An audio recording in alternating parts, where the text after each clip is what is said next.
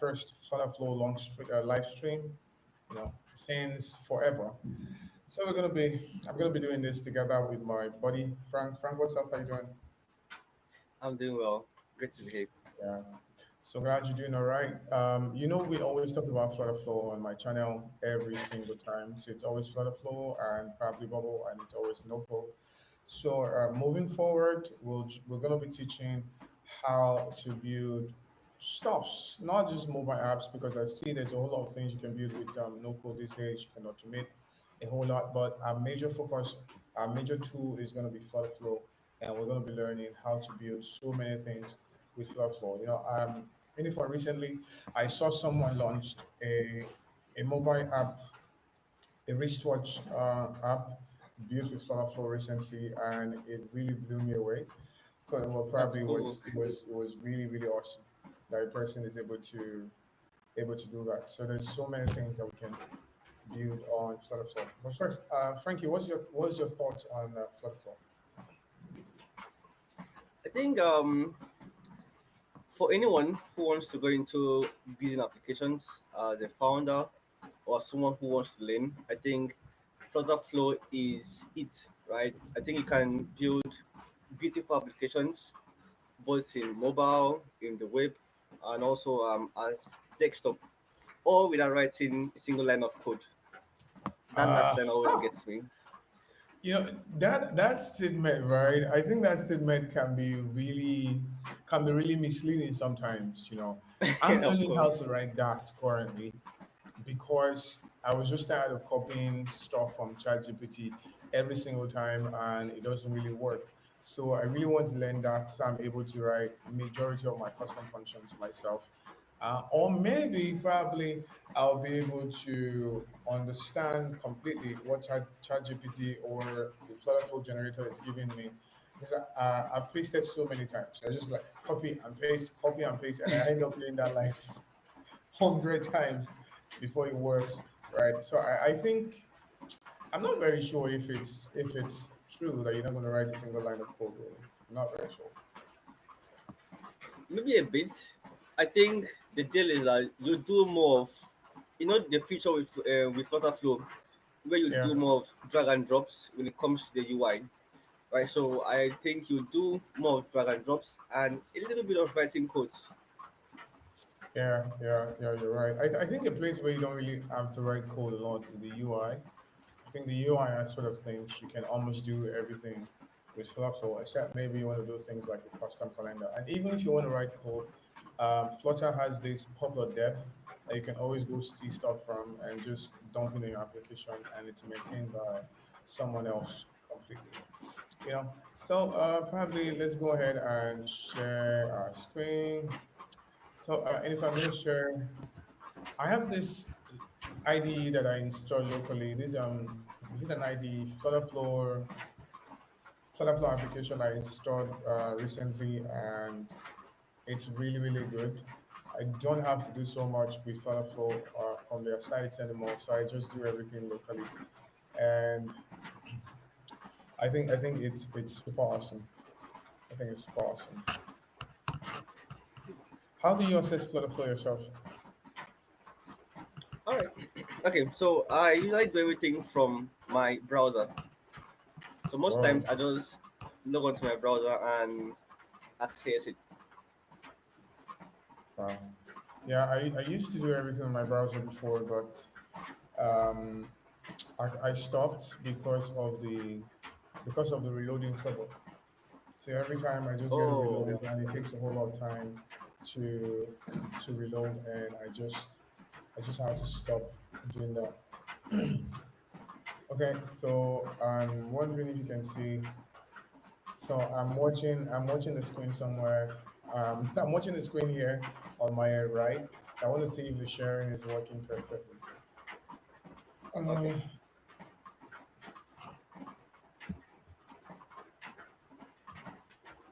Uh, okay, yeah, it's working perfectly. Okay, so this is a mobile application I'm currently working on, but since we're gonna be doing getting started introduction with Flutterflow, I'll just go back. But in fact, how do you think people should begin building with Flutterflow? Like somebody who's just getting started, doesn't know anything about building with Flutterflow. How do you think they should get started building with Flutterflow? What's like the right step for you? Okay, so I think the right step that any beginner should take is to just start with the UI first of all. So we have the Flutterflow front end, the UI part of things, and then excuse me, and then we have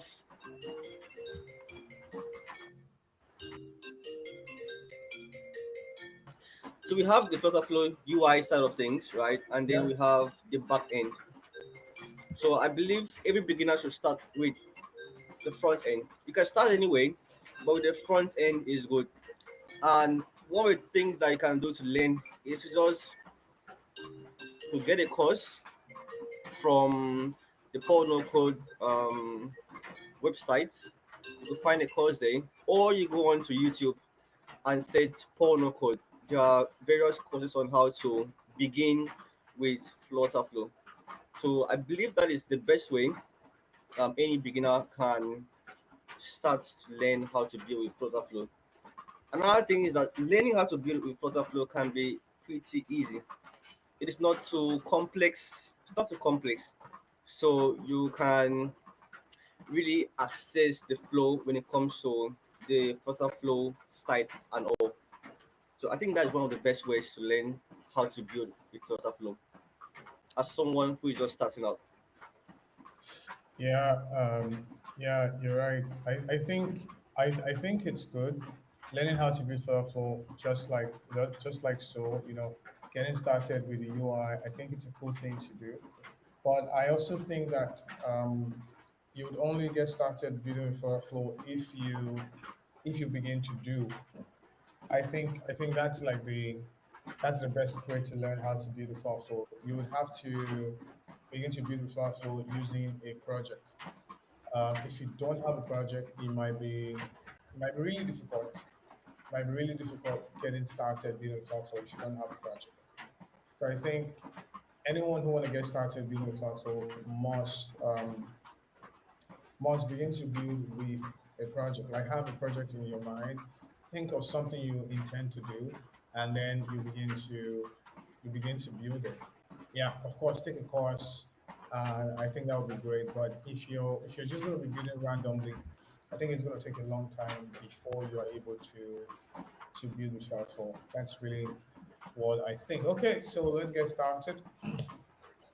So if you're going to get started building with Flutterflow, the easiest thing to do is to go through the Flutterflow interface. Of course, to go through the Flutterflow interface and see what exactly you're getting yourself into. And I think one of the things that you want to do also is that you want to go through the pricing. It's super important that you go through the pricing. Flutterflow pricing is definitely reasonable, but it's just important that you go through the pricing so you see what you're getting yourself into.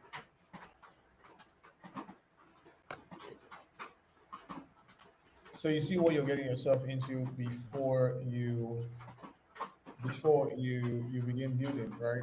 Because if you are not comfortable with the pricing and you decide to start building, it's going to take a while. You might be able to pay for the first month, second month, but when might get to the third month, you won't be able to pay, and everything you've been working at would go down the drain, which is something that I think you wouldn't like, right? And also it's going to be a long-term game because on the average, you might have your app on the Play Store if you are a founder and then you decide to build your application. You likely have your app on the Play Store and you might end up leaving it there for a year, 2 years, 3 years. So you might want to compare Flutterflow versus maybe Lovable, Flutterflow versus Bubble. And if that's something that you want to do, you can check out our other videos on our channel and you'll be able to figure out learn about Flutterflow pricing and how you're going to be charged when you're dealing with Flutterflow. Okay, so Unifon, let's go. This is the way I would start. I would create a new project and then name it. So I would say untitled project. But Flutterflow really gives you a lot of juicy templates to use from, right? Uh, Frank, Of course. what do you think about building directly from templates?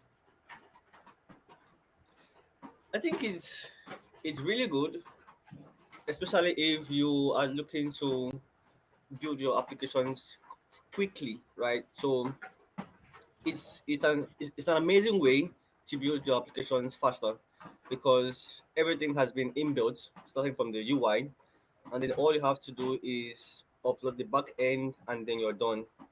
That's just it.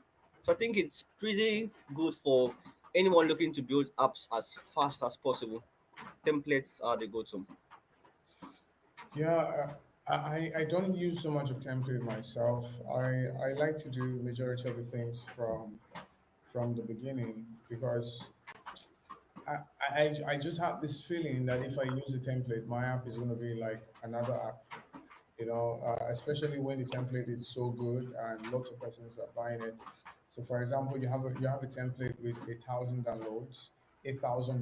So, I really think that um, irrespective of how much I decide to customize it, my app will likely be like every other application. But anyway, if you're starting with Flutterflow for the very first time, you might want to check out all of this template from Bible to from education to e-commerce to food and delivery, games and the rest is something that you want to check out.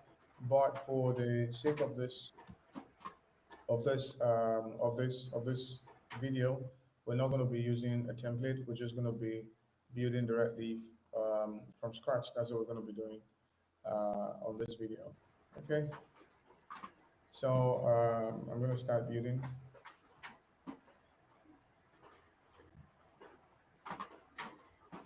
So I think the I thing think is I also once made mention of, yeah, go ahead. Go ahead. yeah, so I wanted to say, I think I made mention of how the whole flow is so easy. It's not so difficult to like grasp, okay, this is where I have to go, this is what I have to click on to be able to start a new project. I think it's so easy, especially for those that are just beginning with Flutterflow. Oh yeah. Flutterflow has I think they've re-engineered the entire onboarding flow, and it's now very easy for people to get hooked building with Flutterflow, especially considering the fact that they now have a whole lot of templates. You don't find templates at the beginning of the video of the sorry, you don't really find templates at the beginning of your onboarding. You would likely go get it yourself, copy it to your project. But now it's now very easy for you to use templates. So I think it's really cool. So if you're getting started with Flutterflow, there are a couple of things that you have to think about. First, again, I know we said first before, but another first is what database are you going to be using, right? What database are you going to be using? If you don't use the right database, your app is going to get fried. You know, recently recently I was building with Firebase, and I don't know how it happened. I don't know what happened. I just realized that on the first of March, on the first of April, I received a mail from Google telling me that I've used telling me that I've overused my Firebase credit. I've shut it up, and now I have to pay for it. And this is an app that it's not even in production. I just used it for practice, and that's what it is. It's just nothing. It's nothing to me at all. And Google said you now have to pay 247 US dollars before you could continue using Firebase, right? So there was 247 US dollars for Firebase, and then there was this API thing that I have to pay for $60, and everything was about 300. And I was really surprised. How did this happen? How did it happen? So I think it was really something I left running on the application that I didn't stop. So that really happened, and it was terrible. And also, I think someone used my API key to do stuff, right? Because I shot a video with that application. So I think probably I didn't delete the API key and something happened to it. And that was how I incurred so much debt Right. So I think people anybody who's building a cloud for a founder or a solopreneur, or you're just trying to get started, you want to find out how much you can about your database. So there are a lot of options these days. There is Firebase, there is Superbase, there is uh, yeah, Firebase, Superbase, there is no code backend, there is BuildShip, there is Upright. So there are lots of database that you can use these days, and I think you want to find out. But my favorite, it's either I'm using Firebase or I'm using Superbase, and even you can use Airtable. Airtable is a very cool application that you can use for your application. So let's get started with the Flutterflow interface. Frank, are you there?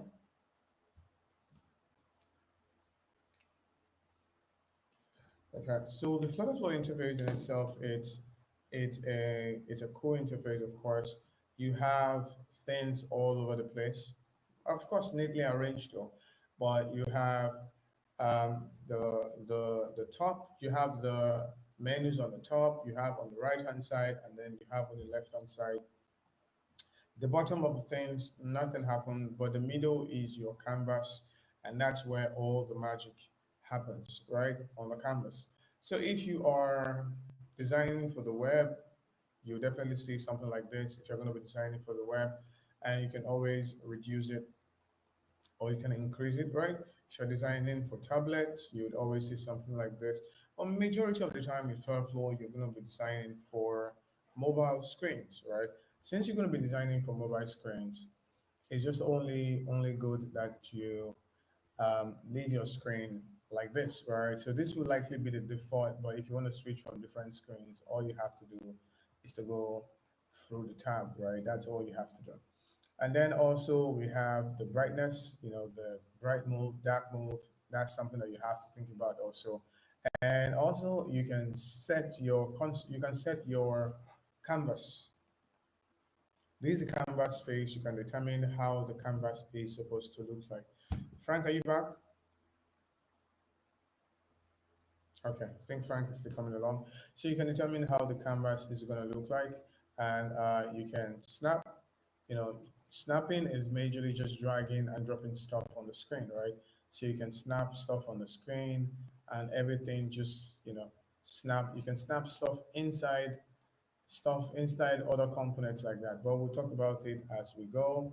And then we also have resize, show resize bar, canvas color. So we can change our canvas color to any type of color that we want. So normally I like to use white. Pardon me, I'm going to see if Frank is back. Okay, Frank is I think he's having a bit of a network issue, so we'll just keep going. So normally I always want to use FFFFF, which is white, as my background color, or you can use something else if you want to, right? And then we have display keyboard. Yeah, this is majorly for testing. You don't really need that. We have display device Bicel. That's just having a device around it. And then we say show overflow. Yeah, which is very important. This will enable you to know if you're going to be this will enable you know if you are using too much space in your application or if you are exceeding the space in your application when you decide to show overflow. Okay, so it's very good that you say show overflow, very important. And also, just a minute, want to check. I think anyone is trying to reach me.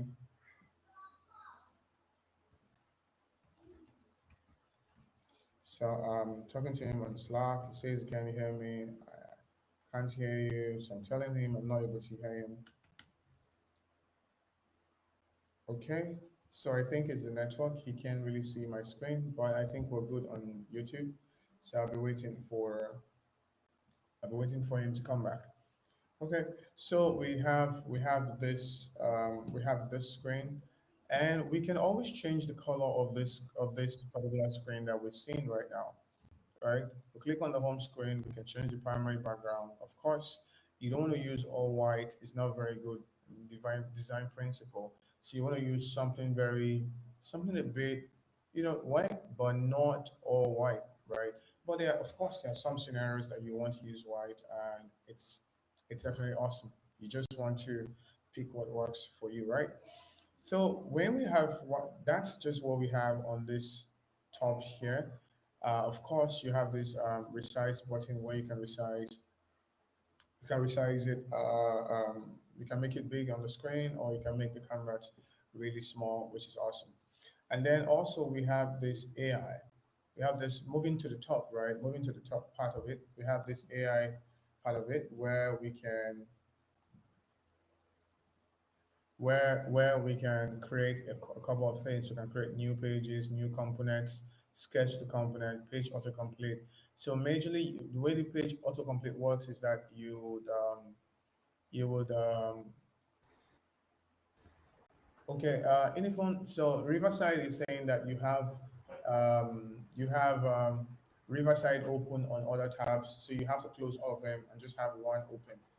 That's the way it's going to work. So just Okay. have one open, and you wouldn't have this issue Okay. anymore. So we have this Okay. page creation, we have this new component creation, sketch, page autocomplete. So all these are just stuff that's going to really help you. They're not very perfect. They're not very perfect, but they can really help you. For example, if we click on this and we say we want to create e-commerce page, we want to create, let's say we want to create social media homepage like TikTok,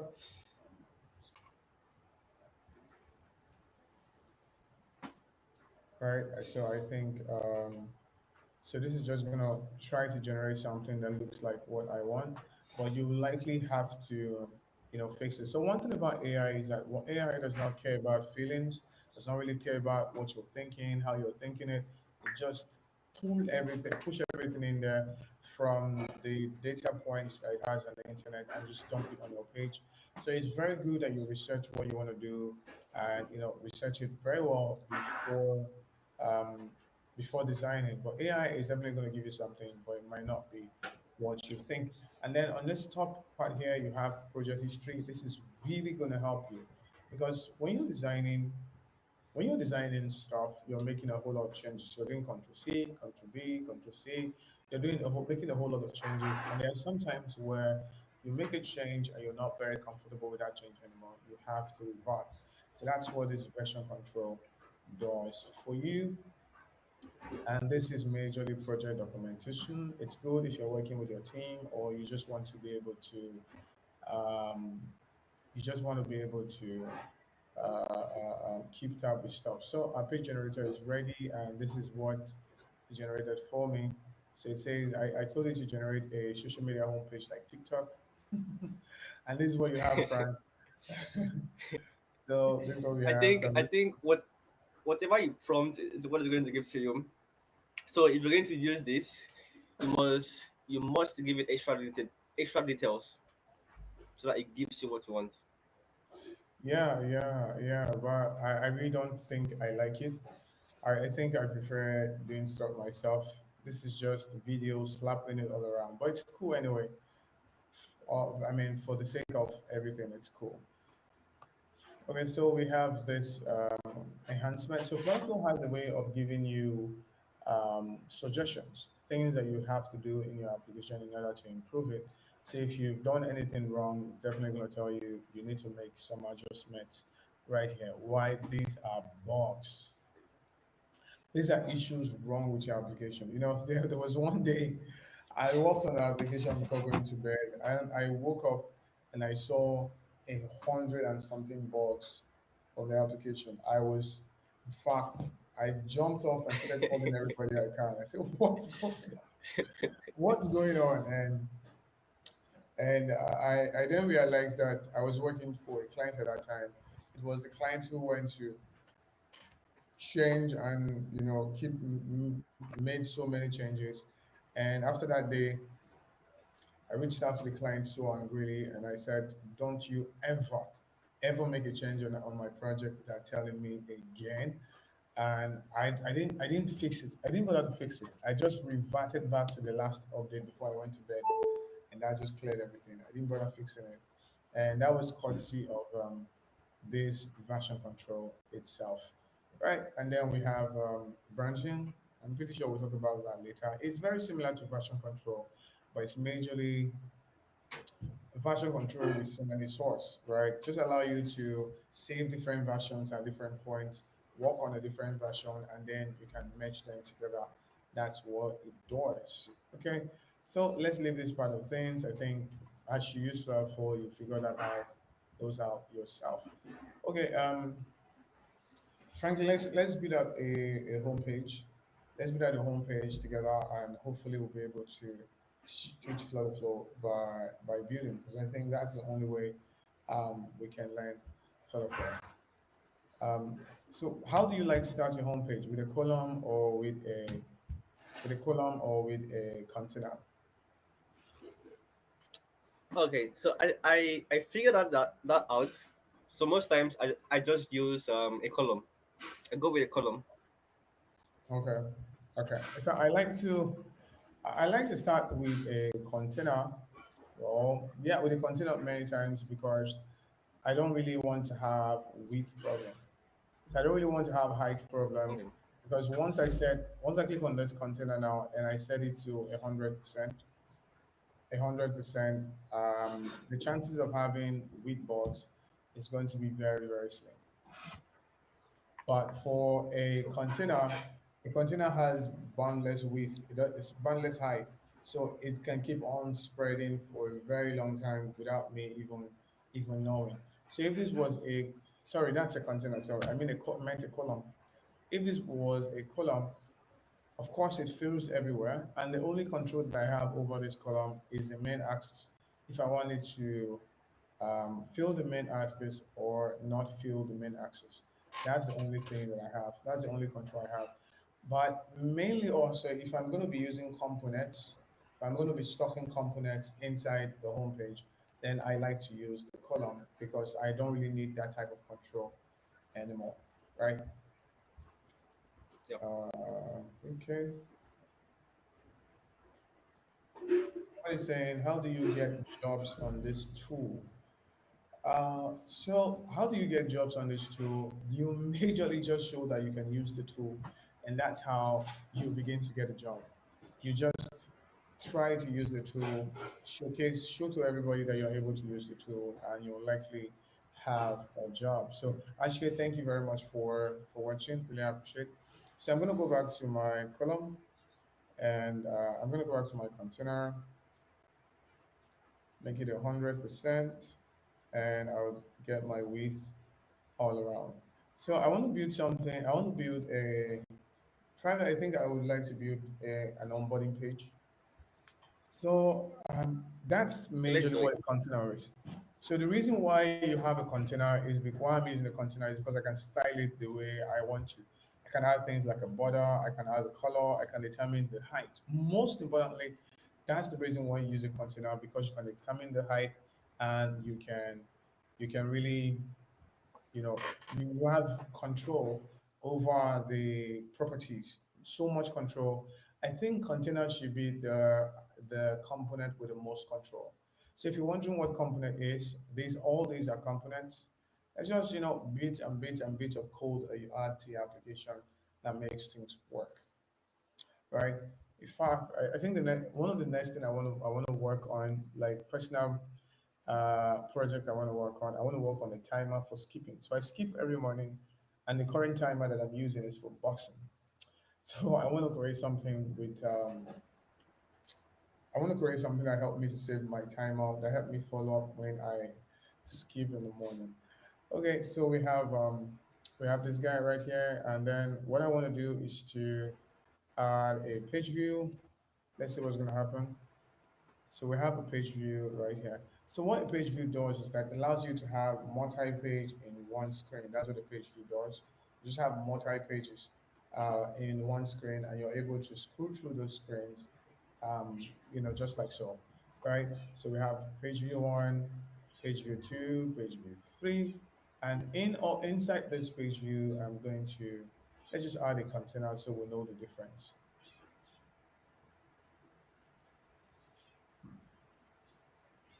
If what do you think about using page view? Do you prefer to use a page view or you prefer to use custom states? I love using page views.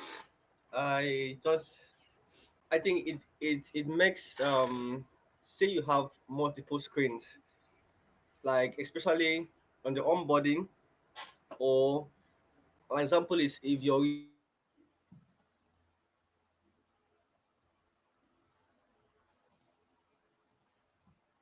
displaying products.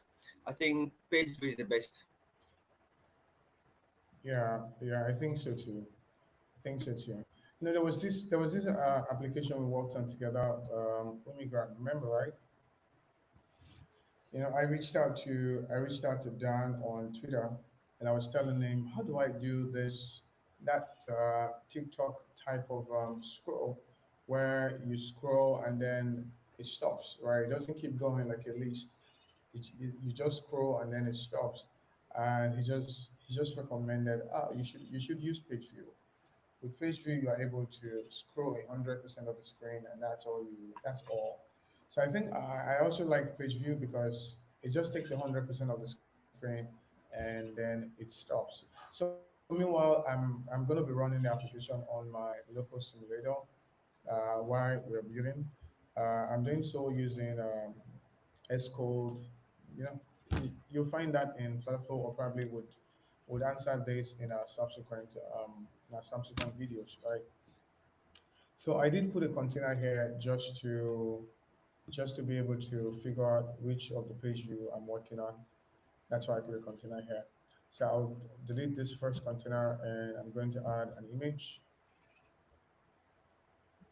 I'm going to add an image. I'll give it complete width. I'll give it width, and for my container, I'm going to, yeah, just give it a width, and that's all. And I'll give it an item spacing of 16, and then I will put a container at the bottom of it, and it's going to go end to end. And and here I would probably wrap everything inside a container also, so I can give it some padding. Okay. Okay, I'm going to wrap this inside a container so I can give it some padding, and I'll put a container inside a column inside of it. So the thing about if you're feeling this is magic for the first time, so Flutterflow has a couple of components that you would have to use in order for you to be able to build your application, right? In order for you to be able to lay out your application. If you click on this plot sign, you would see they have elements called layout elements. It includes container, row, column, stock, card, list view, divider, spacer, grid view, tab bar, page view, which we're currently using, carousel, form validation, wrap, expandable, stagger view, flippable, swipe stack, data table, and flex. What we're currently using mostly, what you're going to be using majorly will be the container, the row, the column, and the list view. Anyway, which is your favorite component? The one that you can't do without ever, ever, The container, ever. the container, Me, and then the text. the test, right? Me too. I can't seem to do anything without the container and the column. I can't seem to do anything without the container and the column. It's just always something that I use all the time, right? Okay, so we have this image here, and then we have our container here, column here. I'm just going to add a test and add a test again. And for the container, the secondary container, I'm going to float everything to the left. So that means cross axis element, I'm going to make it left. And for item spacing, I'm going to give it 12, right? So that everything comes below. And then my primary column, the one I have here, I'm going to give a padding everything of 16. That's what I'm going to do. I'm going to give a padding everything of 16. And then also, I'm going to give an item spacing of 16 also to just make sure there's room for the item to breathe, right? For my image, I'm going to upload an image directly from my PC. So when you're uploading images, you have a couple of options that you can use. You have You have a couple of options that you can use. You have auto, you have SVG, image, and then you have XVG. So I think image is good. SVG is very, very scalable. Make sure that your images are very light. They're very light, and then but retain the the quality of the image, right? So an SVG can be 1.5 kilobyte, and it's very, very, very good. Why? Because it's not just an image. It's some kind of special code. I think that's the way. That's the no code way I would. It's a URL. It's like your image is opening in a website, something like that. So it's very, very light and super easy to understand, right? So Yep. I mean to use. That's what I'm saying, not to understand. So my image is going to be coming from an uploaded file, from an asset, right? And then I'm going to upload the asset right here. Um, I'm going to find an image and I'm going to upload it right here. So I'm going to find, so this is my image, and for the height, I'll just take the height away. So it's full, so it's complete. There's no height here, so it's complete. And this, I'm going to say probably welcome to Untitled. And so why you're designing, you are bound to be to keep adding test styles to your app every single time, which is not a very good way to design. It really wastes your time. So it's very cool that you come to your settings, come to your style settings, and you set up your colors, right? You can find colors on coolors.com, right? Or colors.com, depending on how you pronounce it. You can also find colors on Canva, right? Canva has some very good color design system that you can use. And also you can check out Tailwind website. So Tailwind CSS, you can check out their website. They have very, very good color combinations that you can use. So you have to put your light and dark mode colors, or you can use an chat GPT to find your colors, right? And then also we have typography. I would say you don't have to change anything here. All you have to do is to choose your primary font family or your secondary font family. But everything here, I think, is dope. It's good. It was they were all created with the best. I mean, with the best way to create it in mind, right? And then design system. Don't worry, you don't really have to go through this until you're done with your entire app. All these, you don't have to worry about them until you are very good at using Flutterflow a lot, right? So we're back here on our homepage. So we have this right here, and then we have welcome to Untitled UI. Let's click on our body medium and maybe make it a bit larger.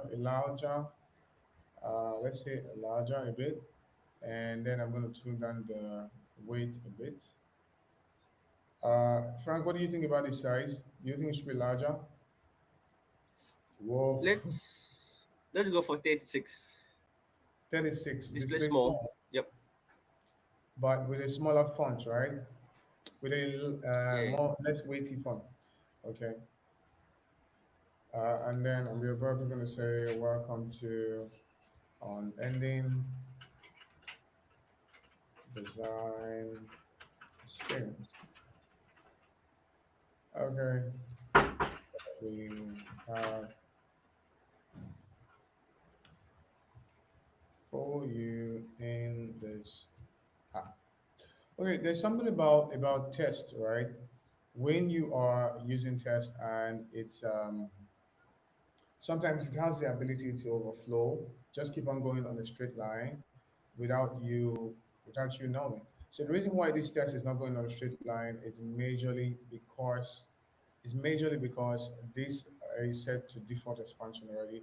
But there are sometimes when you just want your test to be able to take as much space as possible. So you can use expanded, which is very, very cool.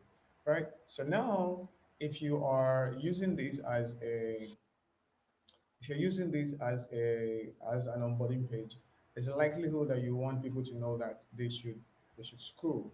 They should be scrolling from one part of the page to another.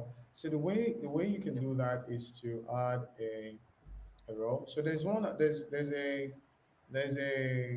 are bubbles at the bottom, but most times you might not want to use that one because you want to have cross axis that is very very tiny, right? That's what you want to have a cross axis that is just together, that is not as wide as the entire page, right? So we want to use this row, and what we'll do with this row, we'll add a container, and the container height is going to be 24 by 24, right?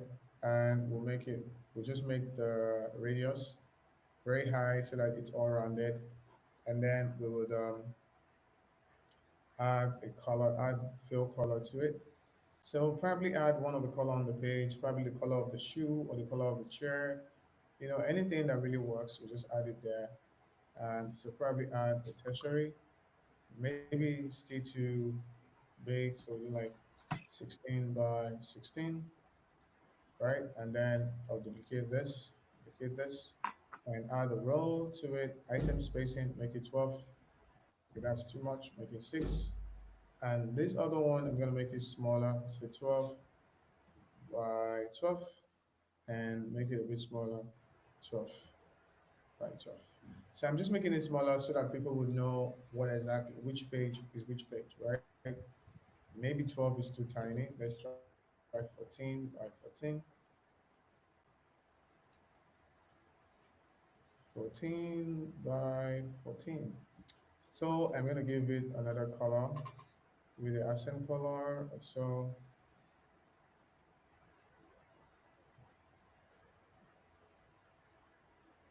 give it the accent color.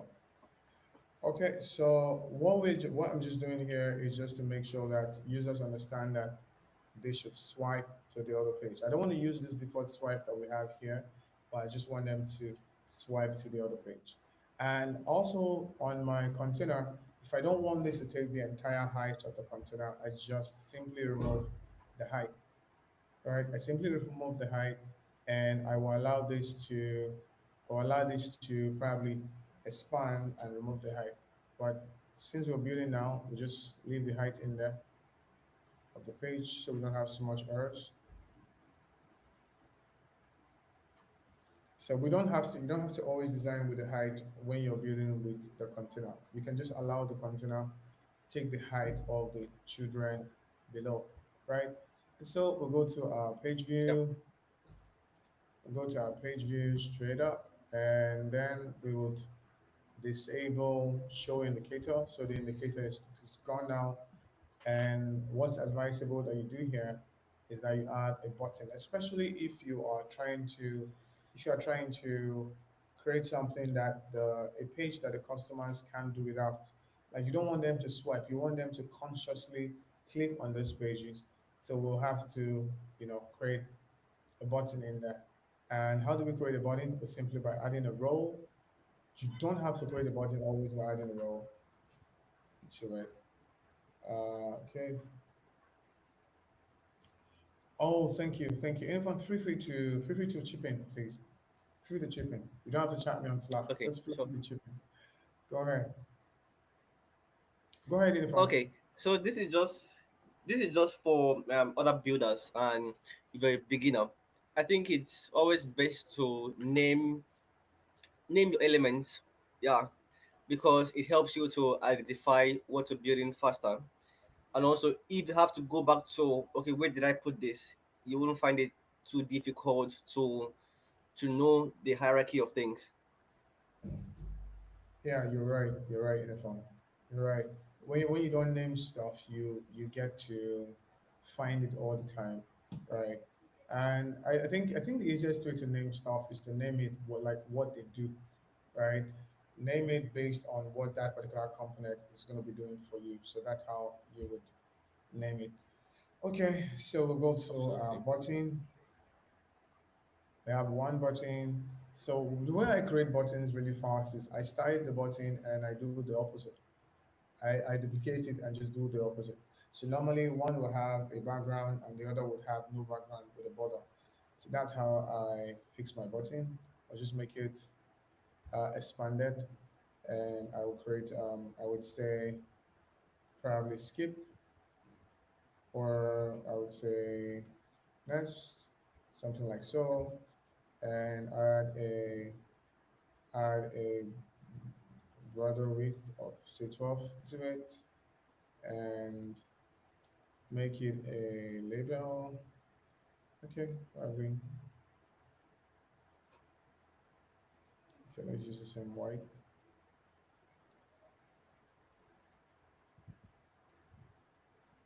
I think it's too big. Okay, so and then I will duplicate it, add spacing in between, add item spacing in between, and this other one. I think we can use 16 for the text Okay, so that it doesn't, so that's not too big. okay, 16 for the test. Okay, thank Yep. you. That's awesome.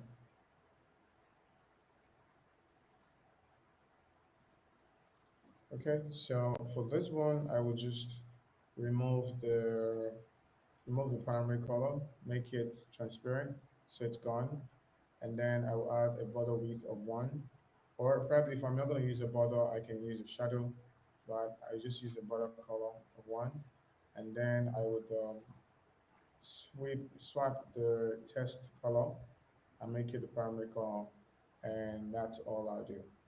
Right, that's just what I'll do and nothing else. Right, and then I would end up placing everything in the middle, So how did I do that? I just clicked on the column and the main cross axis alignment. I made it center, and that's all I did. But there's something cool like that you might want to add. You might want to add some animation to make things really Yeah. really cool. I think Uh, this is the most interesting part of the whole thing. animation, right?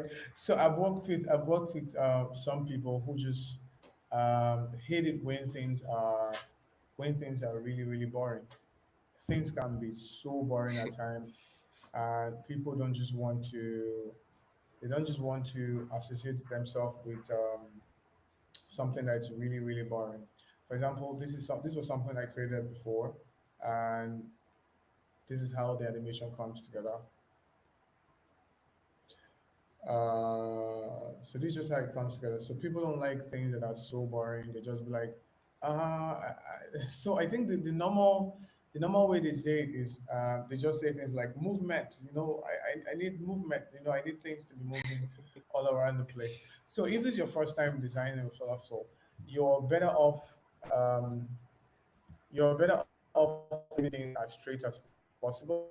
Really, you're better off leaving things as straight as possible than adding so much movement to it. Because if the movement is not really subtle, you might end up, you might end up spoiling and destroying the whole application for yourself, right? So this is the easiest True. way to add movement to it. So you can add movement to individual components, or you can add animations um, to to a general component, to a parent component. For example, you can add animation to this entire column if you want to, but it's very cool that you just add animation to one component and then you duplicate that animation across your application. Say for example, we want to add animation to this home page. We'll click on this play sign, and we're going to say on page load. That's going to be our trigger on page load, and we'll click on add animation. The easiest animation that you can add is the fade and the slide. Every other thing can be difficult. The easiest animation to add the fade. So let it fade and then let it slide a bit, right? Let it fade, add a bit of a delay of say 300, let it fade, then you can opacity, leave it at zero, leave every other thing as it is, then add a bit of a slide to it. So right now, this is the way the fade looks like in the preview. See the way it looks like? See what it looks like? That's the way it's going to be when a user jump on the application, right? That's how it's going to look like. And then we will just add a bit of a slide to it. Very easy slide. If you say preview all, you might not really see it, but we would allow the delay to be 400. and we'll allow the duration to be, say, 800. And our initial position, we will take it a bit, just a few minus, say minus 14. That means it's coming from the left all the way to the right. And so if we preview Yeah. our animation, you can see it's coming right there. So I'm pretty sure you see, right? So the easiest Yep. thing that you can do is to, anything you want to add? Yeah. I also want to say the way you added those animations, I think it's pretty cool because it will make things fly everywhere, like coming from here, moving up here, coming down here. It makes the whole app too boring, like you said, and then the users won't really like the UI. So the more subtle it is with the movement, I think the better. Yeah, yeah, yeah. So it has to be a bit quiet. Sometimes too many animations in an application can destroy everything. It can ruin everything for you, and you're just unable to focus. Users are unable to focus on what they need to focus on, right? Because what your animation is supposed to do for people is that it's also enable them to focus on what's very important. For example, if a person click on a button, you want to tell them, yeah, you've clicked on it or you've not clicked on it. That's just what animation is supposed to do, and nothing else. So we have a couple of comments here in the phone. It says phone number OTP verification in Flutterflow complete. I don't know what this person is saying, but if you're saying how to do phone number verification, so I think this is my best thought. I've tried this before and it didn't work so well, especially if you're going to be using local numbers. If you're using US numbers, it's likely going to work for you. But if you're using US numbers, it's not really going to. If you're using non-US numbers, it might not work for you. So I think the best way to do it will be to use a third-party application. For example, you can do it with BuildShip, or you can do it with Zapier, or you can do it with SendBlue. I think it's SendBlue or so. You can just do it. You can do it with other third-party application that can send messages. So any messaging application will enable you to customize phone OTP verification. Just look for a third party and deal with it. I think Flutterflow has some third-party applications here. Yeah, you can do it with one signal. Yeah, this right here, one signal. You can do it with one signal, and it will work very well. Right? It's for majorly email and SMS notification. It's work. So this other person says, "Hey, we have an issue face, or we are facing an issue in chat message screen. All database test send." Okay, see, probably Kiwi. I think you should rephrase your message. I'm not very sure what you're talking about. Probably rephrase your message so that I and Inifan will be able to help you, right? So we have this is what we have. So the easiest thing to do here would just be to copy, would be to copy the animation trigger and paste it. Copy all animation and paste it here and just change the duration of all the animations. So paste. So we're just gonna paste, and this I will not paste it on the individual buttons. I'll paste it on the row itself. The role. Just paste, right? And if you go preview everything, so on this here, we paste it on the row also. Paste. So if we preview all, uh, that's the way it's gonna come up. But the thing is that if you want everything to happen one after the other, then you would have to reduce the duration. So if this duration is this slide in, if its duration is 400, that means it's going to come first. For example, if the delay, so duration will be the same, the delay. So if the delay is 300, so it will come first. So for example, let's make the delay 300, and this right here, okay, did we paste it? I thought we did. Okay, so if the delay here, okay, here is already 400, and delay here is 500.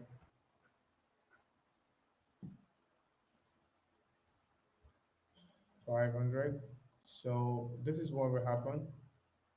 So the image, it's so fast that you can't really see it, but you can increase the number in order for you to see it. The image will appear first, the next image second, and third image will appear third, right? So that's how you would build a homepage, and you just keep on. Is it a homepage and onboarding screen, right? And you just keep on working at it. There's just so little that you can do in 1 hour, especially when you are, when you're going back and forth discussing it, right? And from what do you think we can add to this? We're almost hitting the 1 hour mark, so we can go back to work. What do you think we can add to this? So can you rephrase it again? Can you rephrase the question again? So I think, what do you think we can add to this? We're almost hitting the 1 hour threshold, so we can go back to work. Okay. So I'm thinking, um, I don't know if there's a need to add an extra page, an extra page to it. But aside that, I think it's, I think it's good this way. I think with less information, the users can move on to the next page and then access the rest of the things. Eh? Okay, cool, cool. So thank you, Nifan. So if we add in another page, it's very straightforward adding other pages to your application. If you hit the plus sign, you will see lots and lots and lots of templates that you can start with, or you just go ahead and create yours yourself, right? You go ahead and create a blank page yourself, or you can generate with AI as usual. So everything in this world now has a touch of AI, so you can generate it with AI as usual. So let's say, for example, this is going to be your set sign in, your odd page. So this is going to be authentication page. So probably when the user hit next, they come to the authentication page. How do you do that? You simply click on next, you add actions, and then you'd say, I want people to navigate to the authentication page, and that's how you do it. So probably next time on our live section, we'll talk about authentication. We just keep talking about Flutterflow and how you can build apps with no code. This is a test section for us. We just wanted to, jump in, test the tool that we're using to see if the quality is good, and we just ended up doing some sort of a tiny introduction to Flutterflow. So do expect a whole lot more videos coming in for us. We'll let you know the day of the week that we're going to be hanging out together, probably twice in a week. Just going to be hanging out together and building stuff with Flutterflow right here. Frank, any last words? Not like dying words, but any last words? Yeah. So just like we said at the beginning of the session, if you're looking to learn and probably master or become an expert in the flutter flow industry or in the app industry, one of the things or one of the ways that you can get there is by practice. Keep on building, keep on practicing. That's it. Yeah, sure. Thank you very much, Elifan. Thank you for joining me on this live. Really appreciate it. It was very, very short notice. So I just told Elifan this morning that we're gonna be jumping on a live call today. He just jumped on me. Elifan is one of the best UI designer, Flutterflow UI designer I know, and he's doing really, really well. So if you're looking forward to probably working on the app and all that, feel free to leave a message below. Or you have more questions while you're streaming this live, feel free to leave your questions below, and hopefully we'll answer it in one of the live sections that we're going to have. Believe me, we're going to be doing everything AI. We're going to be building a lot of AI products. We're going to be building a lot of UI products.